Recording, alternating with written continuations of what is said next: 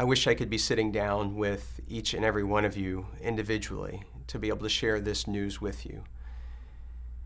On Sunday, September 25th, I was elected to be the new senior pastor at the Peachtree Presbyterian Church in Atlanta, Georgia.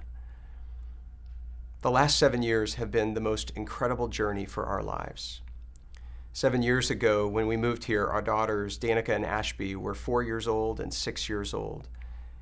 And they've gone from being young girls to becoming young women, starting out in preschool and kindergarten to now being teenagers. You have made such an incredible impression, not just on their lives, but on our whole family.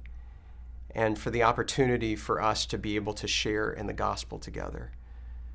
We've watched lives to be changed. We've gotten to witness the Holy Spirit move in people's lives, from everything from first-time professions of faith and baptisms to people being rescued out of the bondage of addiction and slavery. We have had a front row seat to getting to share in God's fellowship with each and every one of you. And it's been one of the most sacred trusts that a person could ever ask for. And as hard as it is, we believe that the same God that called us here is the same God that is sending us now to a new place. I remember sitting around the kitchen table when we were in Texas 7 years ago, contemplating what God might do through this journey. And sitting around that same kitchen table, our family with similar tears shared what we thought were the convictions of the Holy Spirit, that God was now telling us that it was once again time to move. We believe that we're following God, all of us, to lead lives that reveal God's goodness. You might be wondering why we're sharing this news after worship experiences. The complexity of bureaucracies and congregational votes and a Twitter age forces us to do this by video. But I look forward to the next 5 weeks of being able to be together as a church family, and I can't wait to tell you what God has done in our lives as well as what we see God doing in the life of this community. This has been the most difficult decision that our family has ever made. C.S. Lewis talks about that when you're younger in your faith, that God closes a door but opens a window. And then many times when you're older in your faith, that God opens multiple doors and says, you know me, you know my character, where are you going to go? One of the great challenges of the freedom of following God is that over time, there are many options that are laid before us. And we have sometimes not really clear answers, but we have to follow that still small voice and the mystery of his providence. We think we're following that voice as we now step out in faith. I deeply grieve the fact that I'm not going to be a part of the next season of St. Andrews.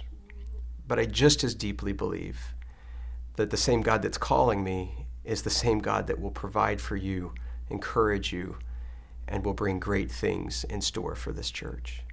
It's in moments like these that we're challenged to bring forth our very best. And in those moments, sometimes we discover that we can do things that we've never thought that were possible before. And so maybe for you, there's an opportunity for you to see a new ministry, a new opportunity in and through your church and in this community.